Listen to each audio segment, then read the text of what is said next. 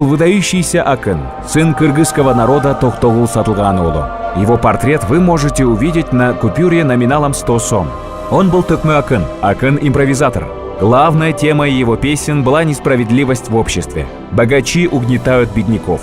Когда он попадает на каторгу в Сибирь, тоска по отечеству занимает все его мысли. В конце концов, он сбегает и пешком добирается из Сибири на свою родину в Кетмен-Төбе. Он проходит тысячи и тысячи километров. Его спасает культура гостеприимства у кочевых народов. Каждый помогал, чем мог. Кто даст кров, кто еду, кто одежду, кто лошадь. Возвратясь на родину в 1905 году, он с новой силой начинает бороться с несправедливостью посредством своих песен.